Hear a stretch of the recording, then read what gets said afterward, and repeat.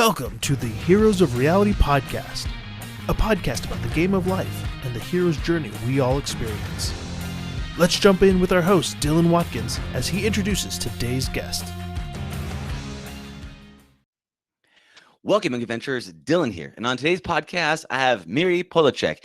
She joined as the CEO of Joy Ventures in January 2018. Prior to Joy, Miri co-founded and led the Israeli Brain Technologies, the IBT, a nonprofit envisioned by late Israeli President Shimon Peres. Probably butchered that name, so I apologize. That accelerated brain-related innovation and established Israeli as a global brain technology hub. So without any further delay, I would like to welcome Miri. Hi, Miri. Thanks so much, Dylan. Great to be here. Thank you for being on the show. I'm excited to have you here, and all the joy that you bring. So this is great. I would love to first start off with just if you could just explain just a little bit to the listeners, what is Joy Ventures and what do you represent? Sure.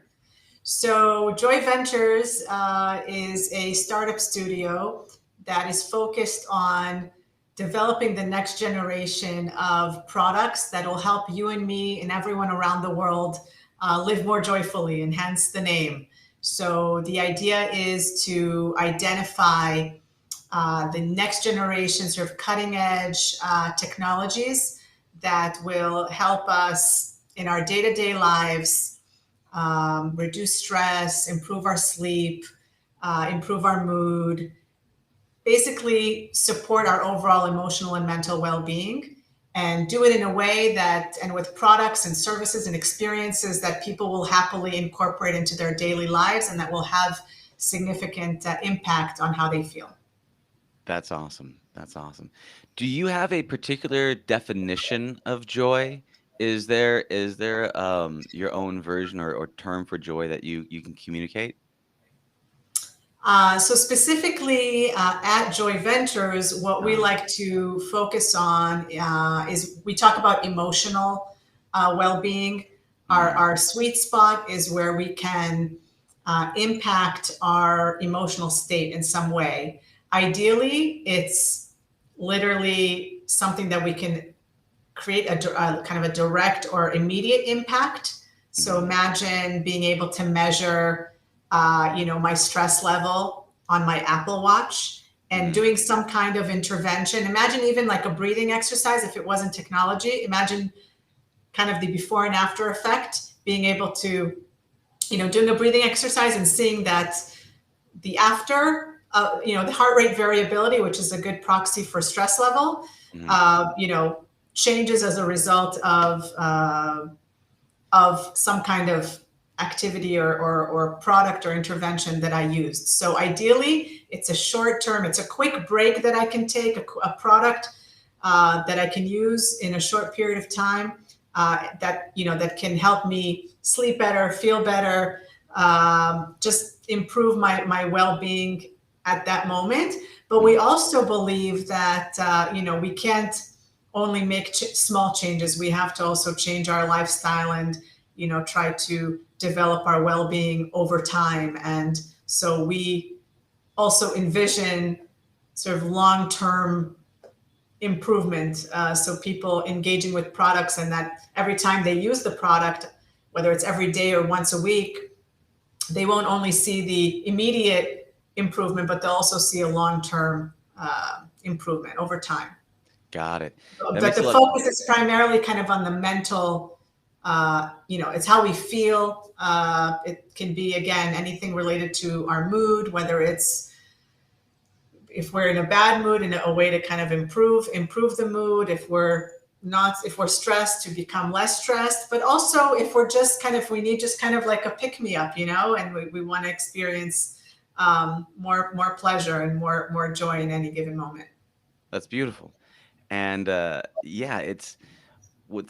do feel like, some of the secrets of life here is if you can control your emotional state and be able to, one, be aware of the state you're in, and then two, be able to pick and choose what state you want to be in at will. I mean, that's some very deep level mastery type of stuff. And technology is all about making those hard things easier to do. So if you can kind of shift that needle and kind of bump in that direction, I mean, you might just need that moment to be able to kind of shift you to where you need to go. Like, for example, power poses, right? The ability to then actively use your physiology to change your state, and then you get that immediate shift, and it allows you to kind of start to gain that momentum that gets you to where eventually this becomes a lifestyle change. But it's getting out of those patterns, because for some reason, and we all do this. Like, you ever get out of like a bad breakup, or you're in a situation where something happens, like, someone breaks up with you.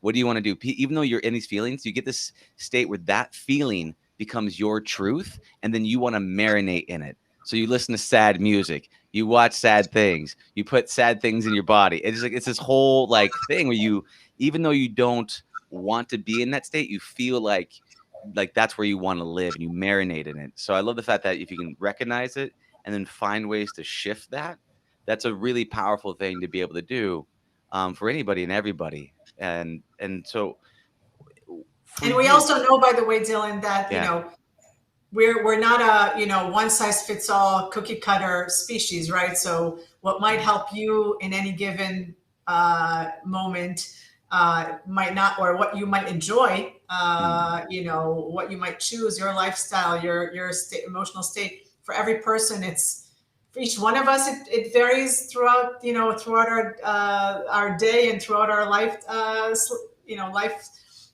throughout our lives, but yeah. obviously between each one of us, for each one of us, there are different needs at different times of our days in our lives, and so we very much believe in not only finding or sort of catalyzing innovation around many different kinds of interventions, but being able to also deliver them in a way that's just the right intervention in the right way at the right time for the right person. So it's also, that does require understanding when a person might feel a certain way, and how to personalize the delivery of that experience to that person's need at that specific moment.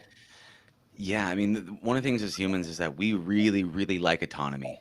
Like, our ability to choose our own path and go on it is incredibly important. And it's not gonna, like, you can't ever force anybody to want to be better. You can only inspire them along the path. Otherwise, you become a dictator, and then it's never gonna stick. It has to bubble up from within, and it has to be something that they choose to do. And some people want to sing, some people want to dance, some people want to breathe, and different strokes for different folks all across the land. So I completely agree. And a lot of that's what you're talking about is a lot of gamification. Gamification are, you want to have immediate feedback on an activity and be able to see a measurable result and be able to see that you're making progress on something. So that's when you're talking about, like, versus like, if you meditate and you do it for 20 minutes a day, and then if you do it for 5 years straight, you'll see some really big results. As humans, we really don't like to have that delayed gratification.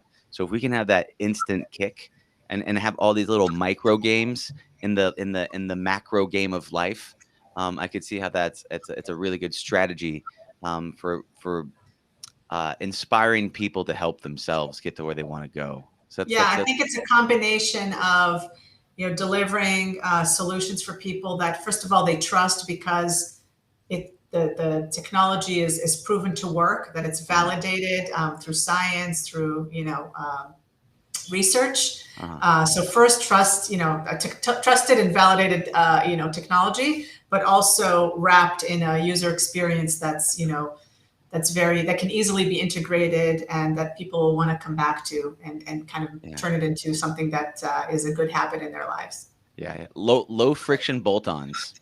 If you can get something that's just super easy, you click a button and then just takes care of everything for you, then it's a really powerful thing. And then also, like, I often think of like the vagus nerve, right? Because that's really like our feeling sensation that runs through our body. And so it's like, at what point do you want to tap in to the vagus nerve to give you that good feeling? Do you want to do it through the lungs? Do you want to do it through EMDR?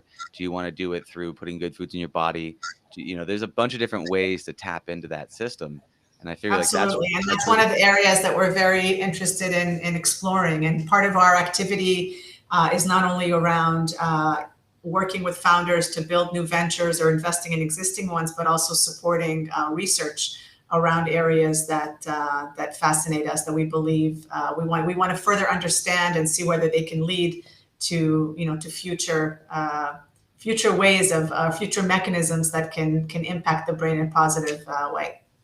That's beautiful. So just taking a step back here, could you lead me up to a little bit of your origin story that brought you to Joy Ventures, so we can just get an understanding of kind of why you're so passionate about bringing joy technologies to this world? Wow. So I think I don't know how far back to go, but I think it's been a journey of probably over 20 years of being, first of all, in the world of healthcare and being in the life science industry, wearing different hats, both in large corporations as well as smaller ones, and also in the most recent nonprofit before Joy, but always being a part of organizations whose core mission was to help people and change lives and improve people's quality of life. So that's always been my passion from a very early part of my career. And as I spent many years in large corporations and saw on the one hand the beautiful innovation, although I was more kind of always on the business and commercial side, but I was always fascinated by the science that led to new medicine being delivered to people. I decided to get closer to the kind of the earlier stages of the innovation cycle. And so I actually relocated. I was raised in the States and started my career in the States on the East Coast. But when I moved to Israel a little over 10 years ago, and being that Israel is a startup nation, and I was really passionate about learning more about innovation and how to impact it, I decided that I would kind of make the change, the shift to trying to be part of the kind of the early stage innovation and entrepreneurship ecosystem. And so that's when I shifted basically from the corporate world to the startup world. And my first role in Israel was actually an opportunity that was not within a startup, but within a kind of startup, but it was a nonprofit, which I helped to establish, which you mentioned in my bio, which is Israel Brain Technologies. And that was completely, first of all, it was a really amazing serendipitous opportunity. It was basically Israel's Brain Initiative, which was essentially announced right around the time that I moved to Israel. And I was just so inspired by the vision to advance neuroscience innovation. It's specifically within life science, neuroscience, and brain health and brain science has always been very, very close to my heart, both because of just the exposure that I had to medicines in the space while working in mostly in big pharma, but also because I come from a family where my mom's a neuroscientist, and it just always was a very interesting area of life science and healthcare to me personally. So I really resonated with the vision really resonated with me, and then I had this opportunity for 7 years to kind of bring the different stakeholders together and really dig into what's required to bring neuroscience innovation to the market. And I got to really interact with and bring together as an innovation hub with researchers and clinicians and entrepreneurs and investors, and to really dig into how what are the unmet needs, what are the different ways that we can accelerate and catalyze innovation and commercialization of brain related technologies. And under IBT, basically, we built a very vast network and ecosystem of people who, when I moved to Joy Ventures, I was able to leverage all of these connections and the passion for making these people come together. And where at IBT I was actually more focused on the deeper unmet needs of brain-related illness. So a lot of it was around like neurodegenerative disease. How do we solve Alzheimer's? How do we solve Parkinson's? How do we solve ALS? Also, mental illness was very much, psychiatric disorders, looking at those, of course, as well. And those are always the most challenging, and where there hasn't been enough progress. And that's actually my biggest passion, is to try to understand and advance mental health. Yeah. But at Joy, we focus on consumer-related mental well-being. So we really are not looking at medical devices or medical or prescribed products, but the type of, kind of thinking more about lifestyle and wellness type consumer products. So products that would be useful in preventing illness and improving quality of life more in a lifestyle and prevention type of approach. Got it. Okay, so you're in Israeli, which is an interesting startup hub, especially with AI. Their artificial intelligence game is pretty strong. And then the lab there was the brain lab it's primarily used for the medical industry, and that was innovation medical industry. So it's kind of like your halfway house from the corporate world to the startup land by being in the medical, because medical, if you're a startup person in the medical space, it's pretty much corporate. There's a lot of red tape to get through in that area.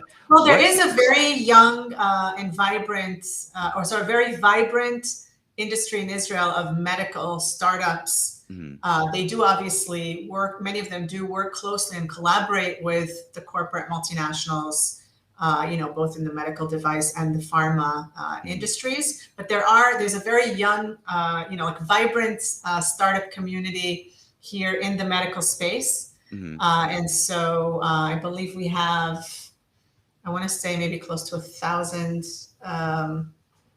startups that are kind of in the medical space here in Israel, out of like about 6,000 startups. So why is a very vibrant community. Why is Israel such a strong startup hub?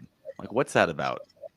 Well, a couple of books have been written about it, but it has very much there are many theories. I think some of them are already, broadly accepted. First of all, there's a cultural aspect, which is a culture of, problem solving and risk taking. And it's something unique that, that exists here. There is a kind of a positive outcome of military service, which is mandatory here, which is that we have some units that basically groom some young, smart, young, technology-oriented entrepreneurs. They kind of some of the elite intelligence units, and so folks that come out of those units have naturally become tech entrepreneurs. So that's another kind of breeding ground for innovation and entrepreneurship is these elite units in the Israeli military. Got it. That makes sense.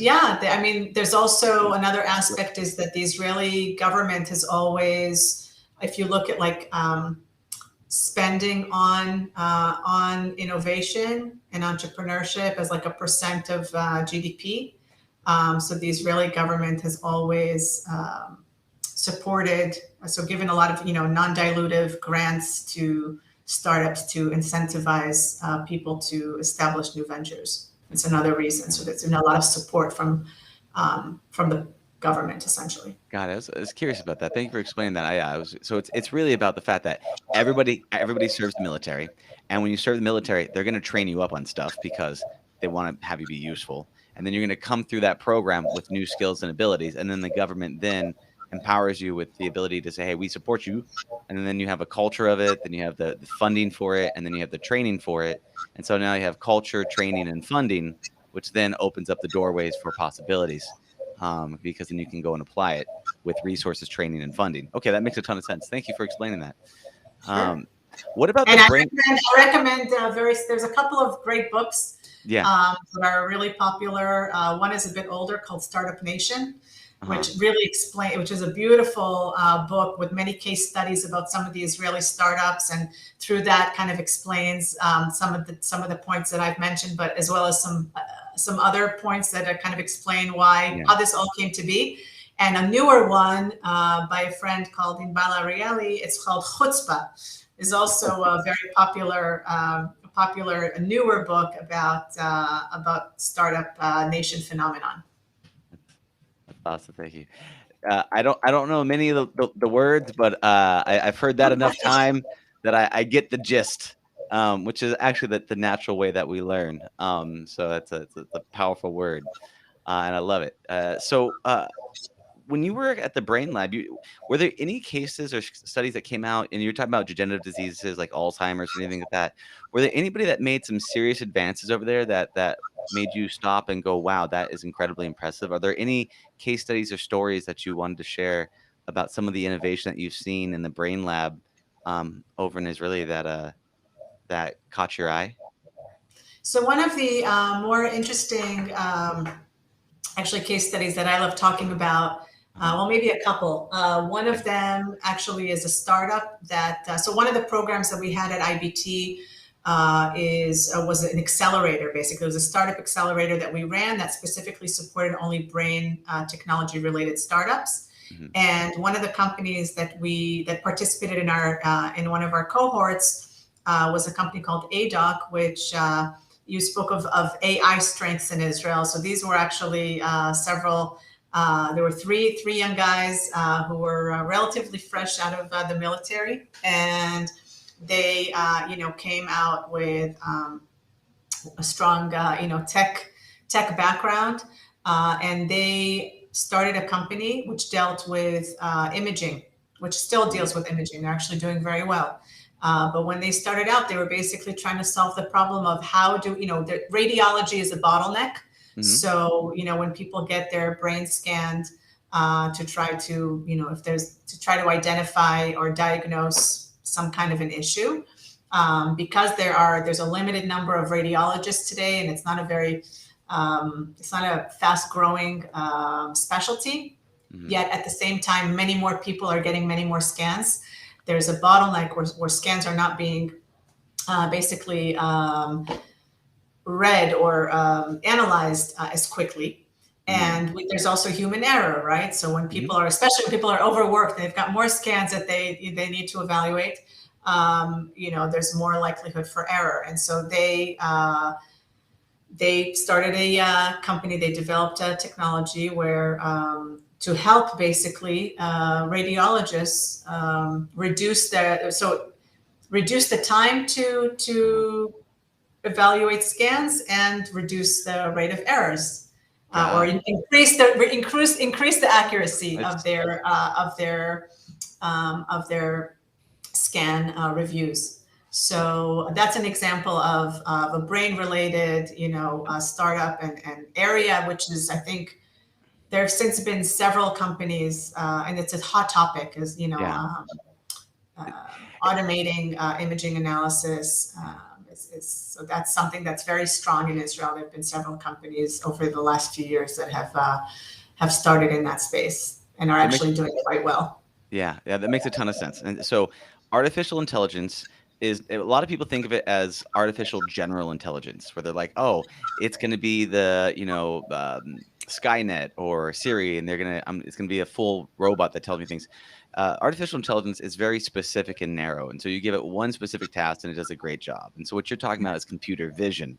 And AI does a great job. It goes, oh, you've got a bunch of data sitting in a storeroom somewhere with no one knows what to do with it.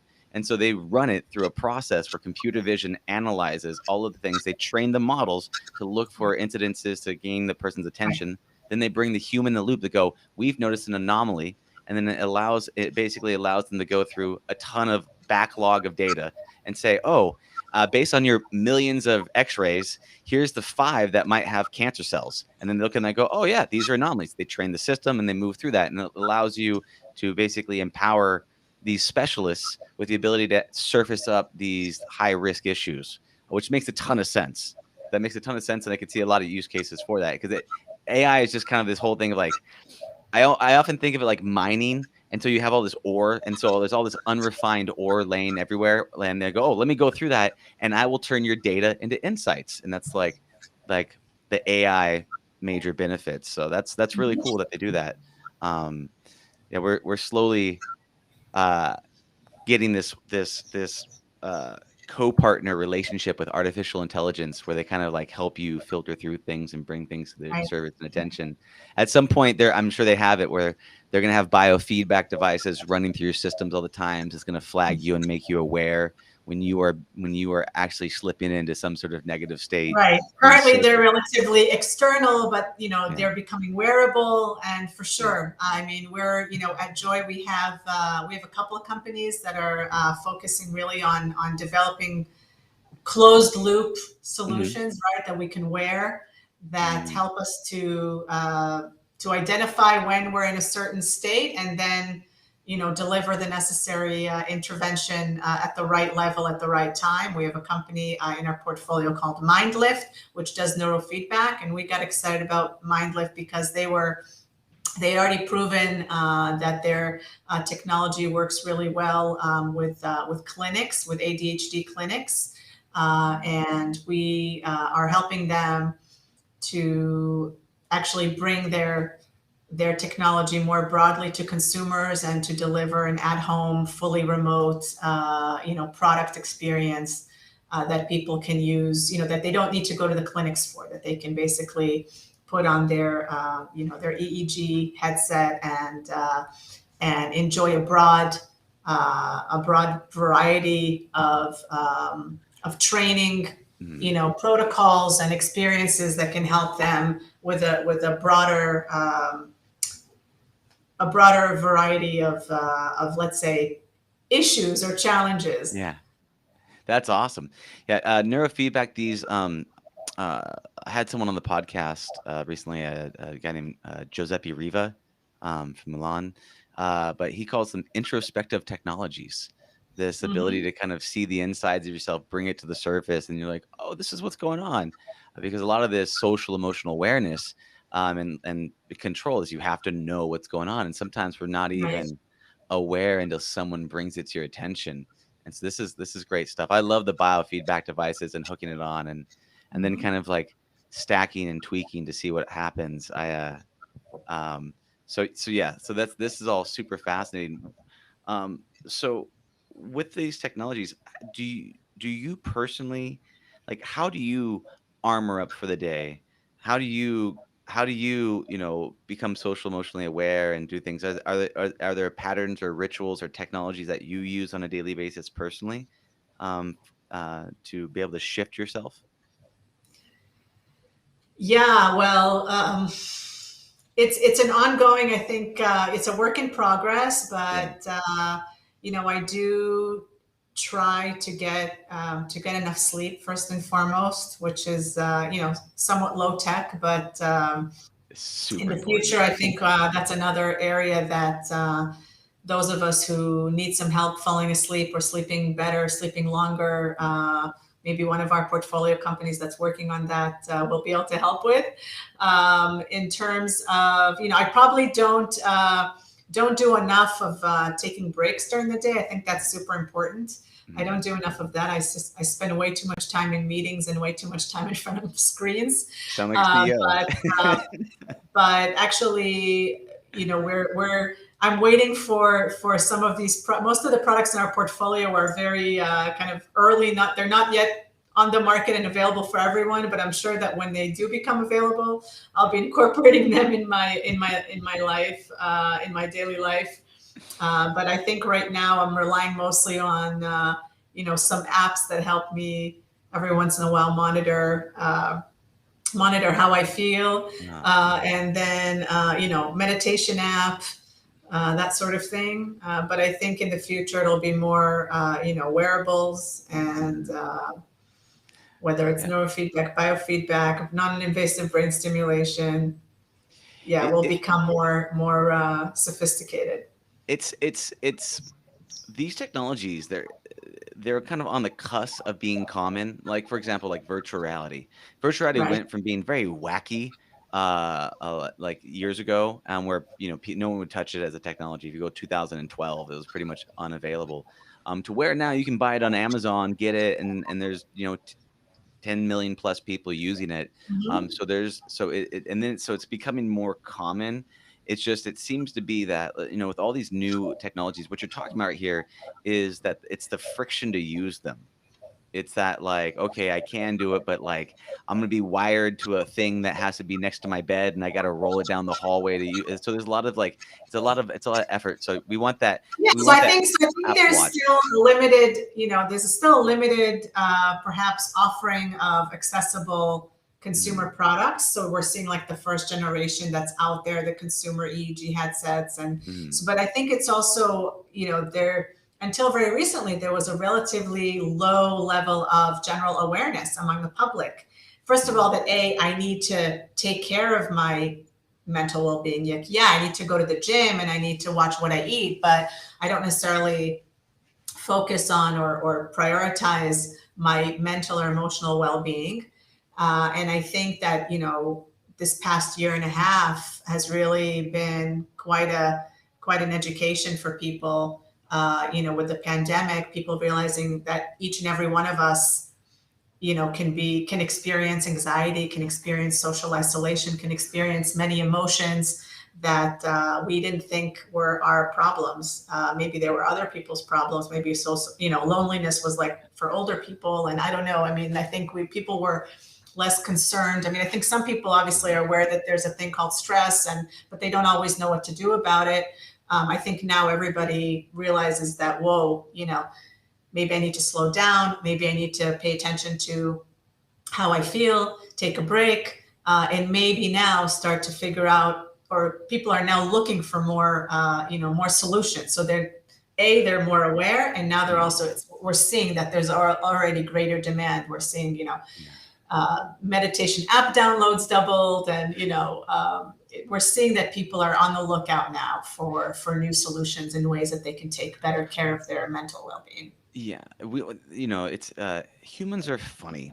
Um, we like, I mean, we deal with stress in the ways that are the easiest for us to handle. And so there's, I feel like there's like the easy way, and then there's like the right way to do it, right? And so a lot of people, I'm stressed, so drink alcohol. I'm tired, drink coffee. I'm doing, like, it's something that, what can I do that's a quick kick that makes this happen for me? But then that has a tendency to stack, right? And so, like, for example, I didn't sleep, so I'm gonna have coffee. You can get a couple of days out of that. You can probably get maybe 3 days out of not sleeping and drinking coffee before it's really going to suffer. You're really going to have some issues going through the problem. But that's that, or the sedation, right? And you're talking about the difference between, I'm dealing with stress, and so I'm going to sedate and repress versus process and recover. Right. And a lot of people know the sedation path. Not a lot of people know the recovery path. And then also the challenge with a lot of these biofeedback things is like, they don't know what to do with the data, and they don't know what it means, and they don't know how to take Right. the data and then turn it into actionable insights. A small side story: I had a biofeedback ring on, and I was going through the jungles of Peru, and I did like a whole ayahuasca journey with my co-founders, and it was a wonderful thing. And I did like 5.5 hours of REM sleep while on it. That's what my ring showed me, and I was like, "That's incredible. What does that mean?" And I didn't know what Right. to do with. I didn't know what to do with that Exactly. data. Exactly. It was exciting because you could see the data, but I think Right. that big Not enough. awakening, the awakening is, what is that? What is What do that I do with loop? that? Yes, and that's the power of AI. When they go anomaly, pay attention, right? So that's have you seen any of these companies be able to take and create an actionable path for people? From, you get the data, you're aware of this thing, then you process it, and then you move that emotional needle, and then you get from one state to another state because of that. Can you speak to any stories around that? Well, I mean, I always have it's always my portfolio companies that are like, Yeah, that bring come it up. It's top of okay. mind. But It's even the like, sleep company that I was referring to earlier, I yeah. mean, the whole premise behind what they're doing is they're actually personalizing non-invasive brain stimulation Mhm. based on. So imagine that you're sleeping. Mhm. One option is one use case is you're trying to fall asleep, Okay. and then at the right, at the right point, and based on reading your, your brain activity, the headset which you're going to be wearing is going to give you the right frequency, right stimulation to help you fall asleep faster. But then the next part is, and that's the kind of vision, is to also improve sleep quality. So be able to actually stimulate while you're sleeping. If you haven't if you haven't gotten into REM, to get you into REM, or if you've had enough REM, now you can go back into the, lighter sleep, and then, help you wake up more refreshed. So kind of optimizing your sleep quality based on actual sleep activity during the night, for example. That's on the sleep. On the, awake, when we're awake, I think there are, different modalities and methodologies that really interest us. You mentioned interoception, being able to do it through like haptic, stimulate, like tactile stimulation, closing the loop in any kind of, let's say, stimulation of the senses. We really are fascinated by that. And also combining different interventions and seeing how they can, work together.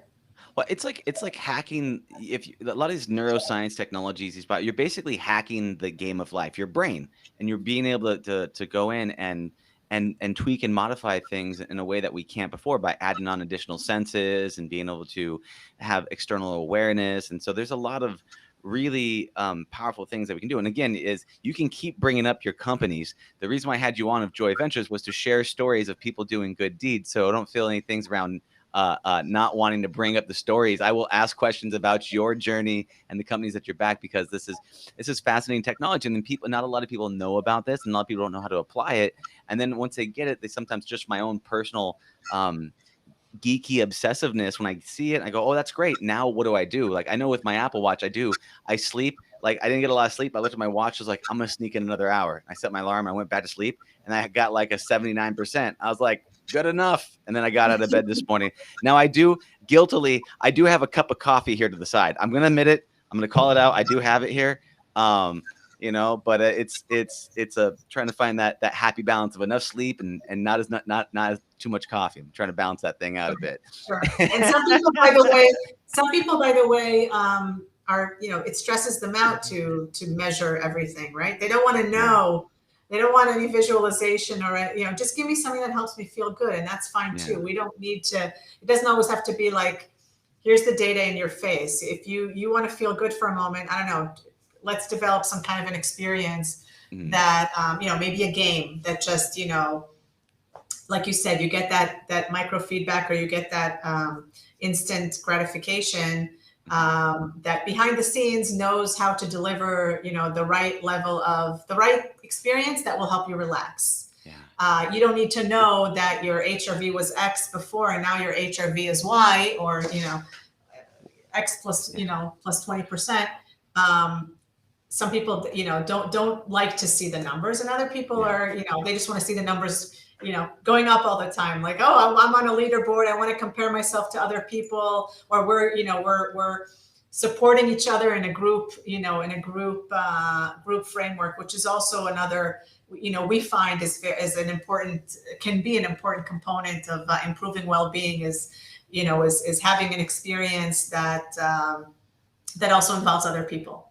Right? Why do we like to go to the coffee, coffee machine at the office, or why do we like to go for a drink? It's not just because, the substance has its effect, but also because it has a social element to it. Man, I 100 billion%. So it's funny, like, so we live in three realities. There's our internal reality of our stories and our mental models and things. We own our external reality, which is like our physical environment, or a virtual reality if you're inside of that. And then we have our social reality, the environment that we co-create together as a thing. When the pandemic hit, for the most part, I'm pretty much like, I have like little tiny circles of friends, and I was completely fine for the most part. The challenge I had is I realized that I use social environments to move my emotional needle. So if I want to be physical, I go to the gym because I'm around physicality. If I want to be productive, I'm that entrepreneur that hops from coffee shop to coffee shop just to be around the energy. And when I couldn't do that, I was like, oh man, my social hack has been broken and I'm stuck at the house. I need to find new ways to self-motivate because I love that I relate to outsourcing. you completely because I'm Man, also wired that way. So I really relate to that statement. social, yeah, it's just this socially outsourcing your willpower and your ability to get into those emotional states. And so I was really excited. Like I got to go to a coffee shop to meet my old friend, an advisor, for the first time after a year. I was like, oh, I miss this so much. It was so like people and And the it's smell of probably coffee. no coincidence that you're also that you have a podcast, right? I love it. It's the ultimate way to interact with people all the time. And like little, oh, I love these. Like I was weird. I'm a weird introvert that I like these deep, geeky, one-on-one conversations. But if I'm in a crowd of people or I'm at a club and there's a lot of people in music, I'm like too much. But these like just like one-on-one talking about interesting things, cool technologies that are helping people, and people that are just trying to like move the needle of good in some way, shape, or form. It's a fascinating thing, and selfishly, I really enjoy it. This is a lot of fun. And I think that like one of the best ways that we learn and we really is through sharing stories with one another, deep conversations with people where you talk about the lessons. And because that's the original form of learning, was stories. It's emotion plus lessons combined, and then you pass it along. That's why I think podcasts and things like this are so powerful. uh I one agree. one thing I want to chat about is, so you've mentioned a couple times about you're investing in these joy venture technologies, and some of them aren't commercially viable yet, and they're getting there on the path, and they're growing to get to where they need to go. What for you do you look for to make an investment in some sort of technology? Like what are the boxes you're looking to check to say this is something that we would entertain, and this hits the boxes that would be something that is viable to support? Sure. So I'll mention the ones that I think are kind of most unique to us because they're Mhm. obviously the kind of more generic criteria that I think all investors look for, like the strong founders and teams and Mhm. viable business market and business model, et cetera. I think where we are unique in the way that we look at opportunities, whether it's existing ventures that we may wish to invest in, or even ideas or kind of a very very early concept that we might want to get involved in helping to bring to life. Mhm. So the first part is what we call science based, which basically means we want there to be some kind of a component to the product, which is really like the underlying mechanism, which is a which either has already been proven to be effective, or we believe that there's scientific rationale that that gives it potential Mhm. to be proven in the future. So we may actually decide that the funding will go towards the use of proceeds will go towards proving the efficacy of the underlying technology or mechanism that's creating basically the intervention that that will move the needle in Mhm. our emotional state, our emotional well-being. Okay, Yeah. so that's very important to us. So we wouldn't invest or try to build a venture or grow a venture that doesn't have some underlying science-based mechanism. That's our kind of holy grail, and there are not enough of those around just yet. And that's also part of the reason that and as I mentioned, that we do collaborate also with researchers in academia to try to move that needle, to develop more technologies and cutting edge interventions that are science based, That because we makes really complete want to sense. positively impact the brain in a way that's meaningful and effective and safe, et cetera. Yeah. So that's one piece. And then the other piece is, can that, and again, and obviously we want it to be unique and innovative and defensible, and those are pretty generic. Yeah. The other piece is, can we deliver that in a consumer, because ultimately our vision is for these to be consumer products that are, like you said, frictionless, Mhm. easily integrated into people's daily lives, fun to use, et cetera. And so that's the vision. So we're not going to look for a science-based technology that's like a chip that, is necessarily, a chip that's going to be probably not surgically inserted, into the brain, unless we believe that maybe longer term that technology can be, the form factor may change, and we have scientific reason to believe that in the future it might be a patch and not, a surgically inserted chip.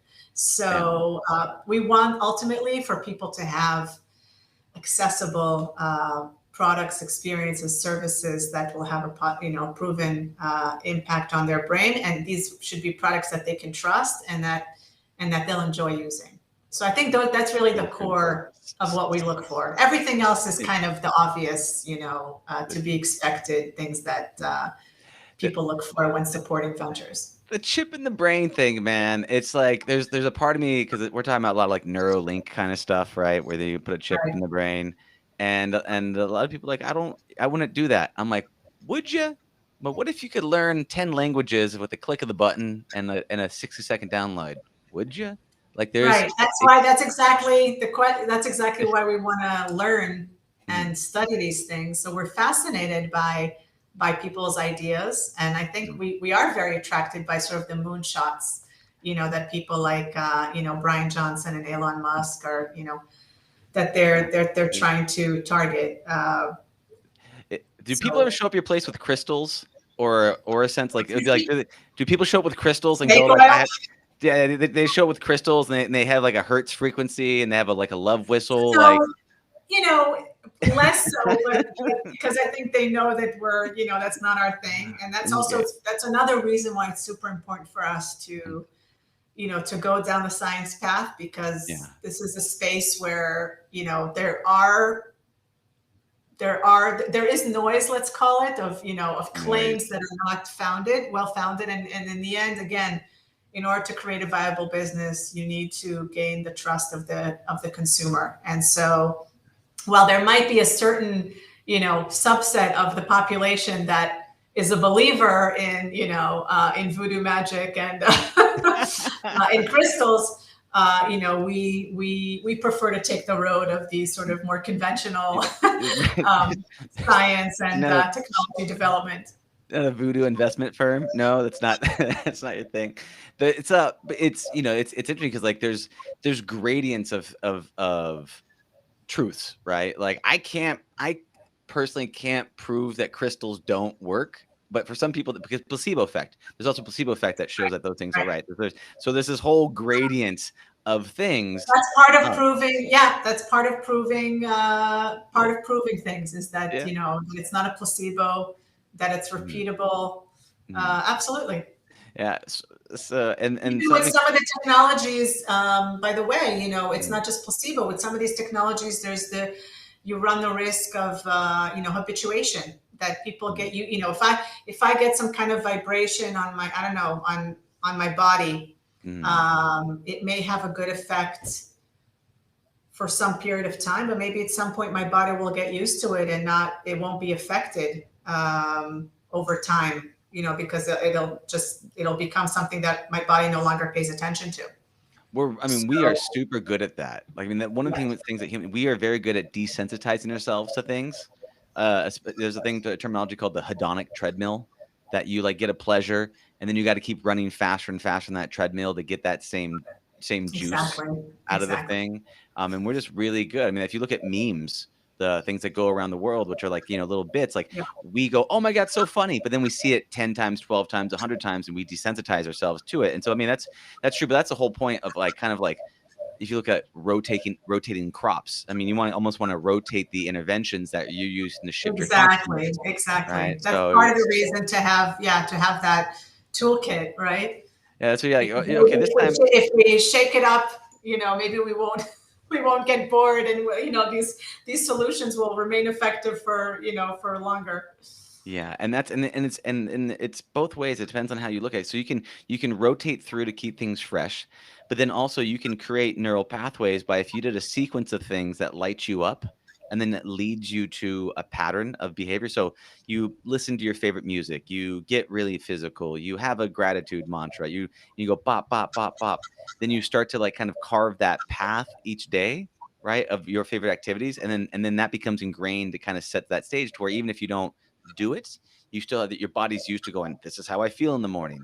So Yeah. it's like it's both sides. And so maybe along that pattern you can switch it up. It's just humans are weird because like in the game of life, you have to be both the dungeon master and the player. So you got to be able to like make the plan and then work the plan.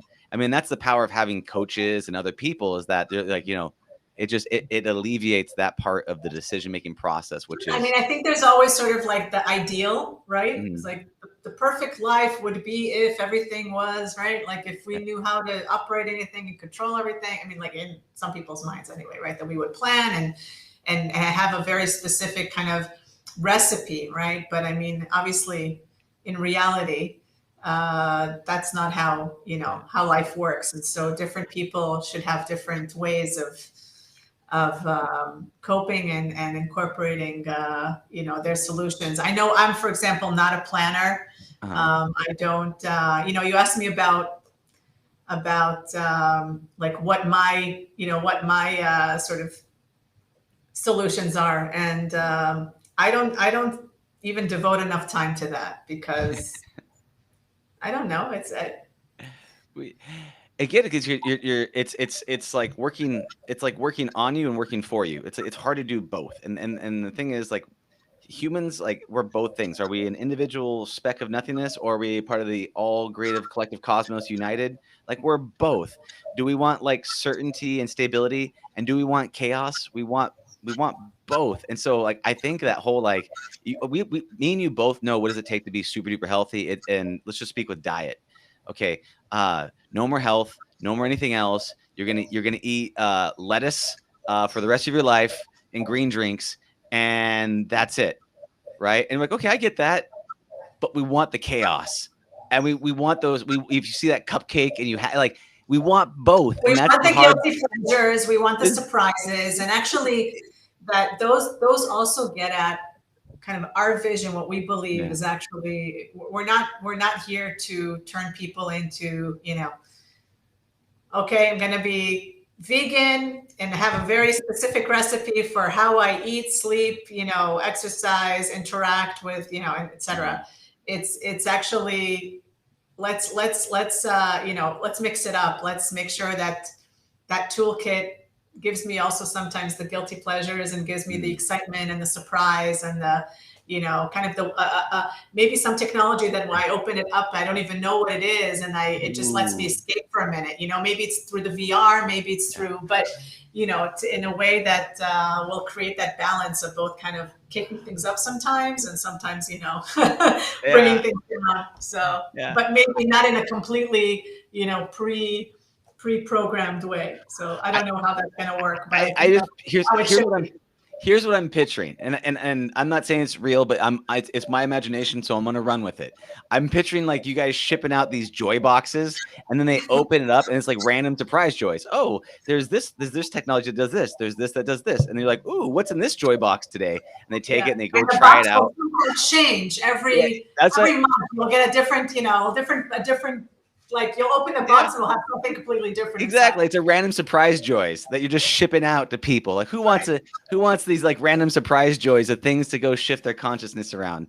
If anybody wants to go take, I love it. I'll have to jot that down. somebody please take that and run with that. I'll go sign up. I'll be the first beta tester. I like, ooh, joy. It's a little bit of the feeling that we get when we get like an Amazon package or something, because you get this thing that comes like, oh, a package. You open it up and then there's a thing inside of it. But it is. It's about that, people being able to kind of take these things out, view them, and go, what do I want to pull out of my tool belt of cool stuff that gets me to where I want to go, right? Feeling joy. And it could be just singing and dancing, or it could be like there's an app that I love that I also hate, that also brings me a lot of joy, that also terrifies me.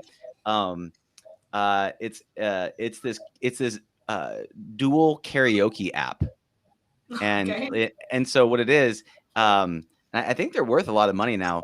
But I can do karaoke on my side, and it'll be streamed to you, and you do karaoke on your side, and then we're going back and forth doing that. And so like I love to sing, but I'm also terrified to do it in front of people. And so like I was working on doing this app in the morning as a routine, and I would do it and I'd sing songs while walking down the street looking like a crazy person. And so I got very socially uncomfortable about singing around people, but also brought me a lot of joy.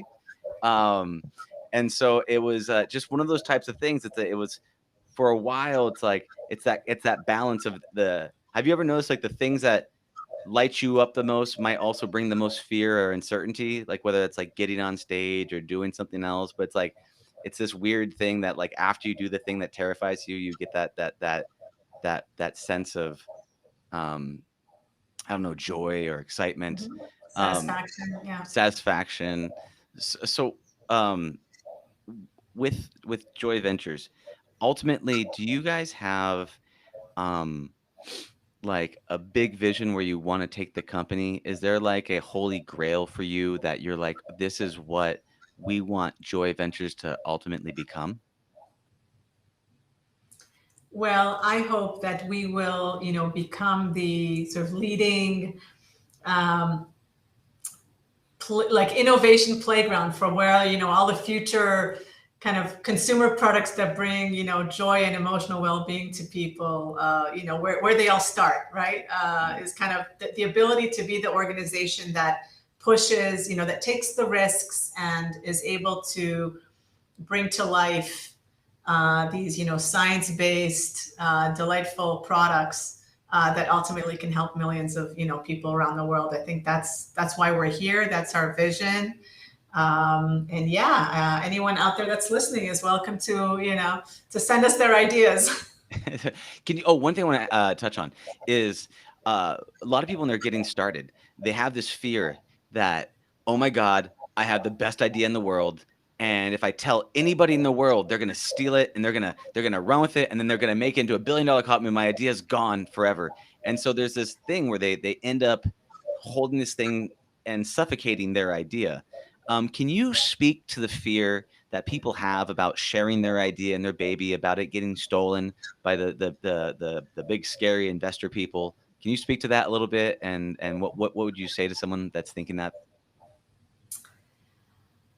I think that no successful venture is starts and ends with one person. If you keep Mhm. it to yourself, it'll never come to life. So I think you have to force yourself to gradually find the right people to talk to.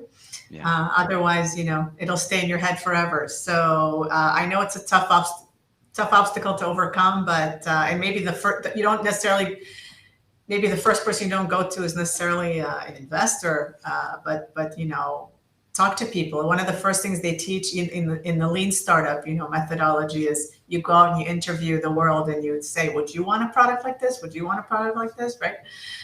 So first, see if talk to people, just random people, and ask them if you think that they're a potential. They represent your potential target audience. First, just see if people like the idea. And then maybe that'll increase your confidence that, oh, I need to do something about this. I need to talk to more people about it and make it happen. I think it can have the opposite effect of pushing you forward and making you believe more. So yeah, just see if your idea even holds water by just talking to potential customers.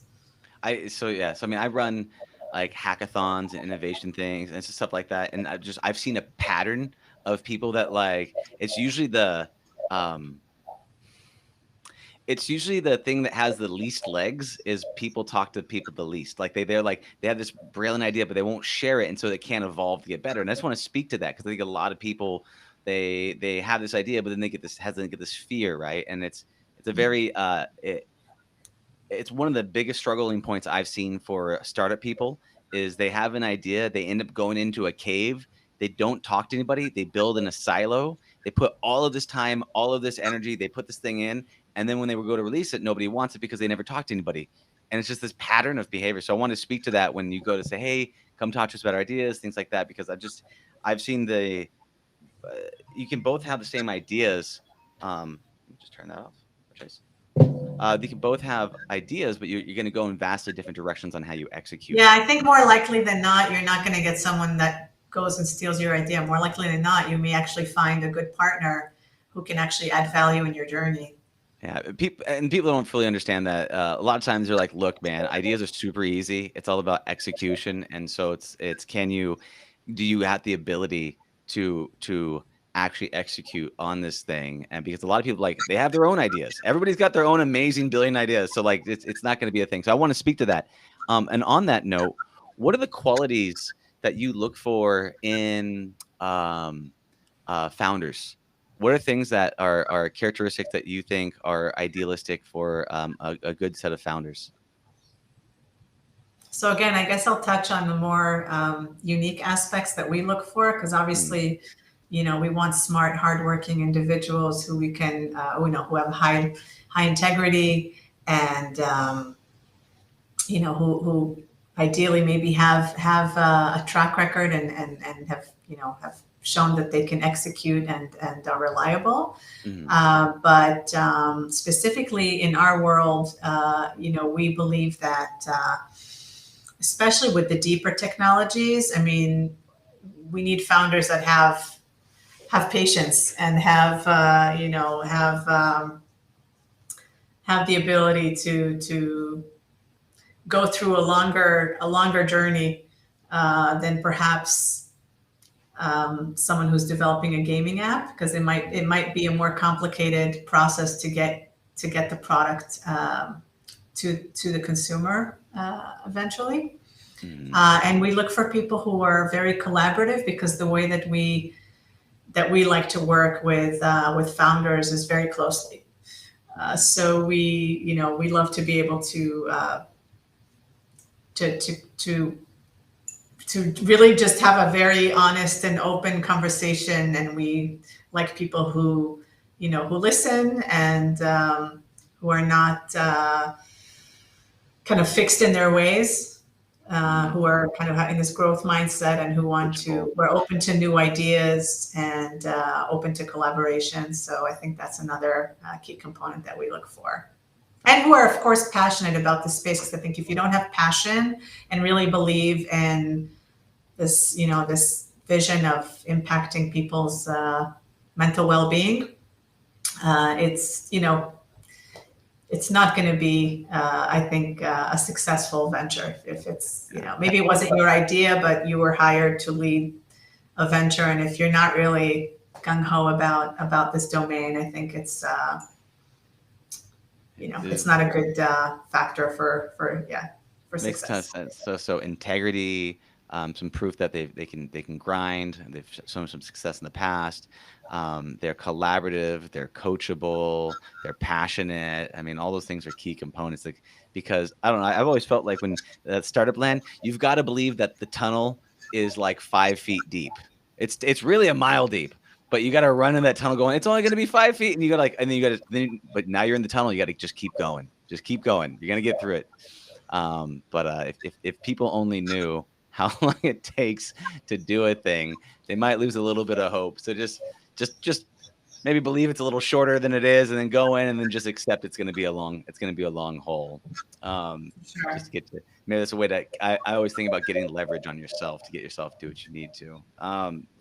One of my final questions here is around what do you think is the big dragon if you want to create a more joyful society. You want to create a place that, really a world where people have these joy technologies that allow them to control their mental state, become social emotionally aware, that they become more self-reflective, more empathetic, more considerate, more kind, more loving, more caring, more, all of those more mindsets of abundance, and, they're connecting with other people in positive, loving ways. And what do you think is the big dragon stopping you from achieving your goal? Wow. I guess I'll mention two things. One is, I really think it's the science. We need to better understand our brains, and we need to be able to hack them more effectively. So that's one. And then I think that it's about intervening early. So I think that I'm going to be 50 in April. I'm already set in my ways. It's going to, take a while to teach me to do new things and to completely change the way that I live, or it'll be maybe a bit harder for me to learn new skills. But if you start with my daughter, who's 14, or even with the child when they're just entering school, first grade, and you have a much higher likelihood when their plasticity is very, very high, and even though our brains I think are maintain their plasticity apparently for many years, I think the ability to teach and to raise awareness, and to teach empathy and all of these things that you mentioned from a very early age, that's what's going to make the difference. And that's something that innovation will be part of it, but obviously it's going to be a partnership of public sector, and it's done in some places around the world, and in some cultures it's more natural and more built in, and in others it's a matter of early education. So yeah, it definitely takes a village on that to be able to make that happen. For sure. Better understand our brains and to be able to hack them. I love it. Is there any last things you'd like to let people know about before you tell them how they can get a hold of you? Really, I just want to, wish everyone to just take care of themselves, and pay attention to their mental well-being. And if there are any innovators and entrepreneurs and scientists out there, then for sure give us an email or a shout out somehow on social media. You can reach us at info@joyventures.com or at ideas@joyventures.com. And when we reply to anyone who has any ideas or questions, we'd love to hear from people. We're a very open door, welcoming type of organization, always looking for new people to partner with and for new ideas. So everyone is welcome to reach out. Beautiful. Thank you, Miri. I really appreciate you coming on to the show. This has been an epic podcast. It's been fun and insightful, and I love all the work that you're doing. So keep up the joy bringing and all the positivity that you do. So thank you so much for your time. And thank you so much, Dylan, for your kind words and for inviting me. I really appreciate it. Absolutely. Take care, and I will see you later. All right. Thank you, Dylan. Bye-bye. Take care. Right. See ya. Thank you for listening to the Heroes of Reality podcast. Check out heroesofreality.com for more episodes. While you're there, you can also take the Heroes quiz to find out what kind of hero you are. Or, if you have a great story and want to be on the podcast, tell us why your hero's journey will inspire others. Thank you for listening.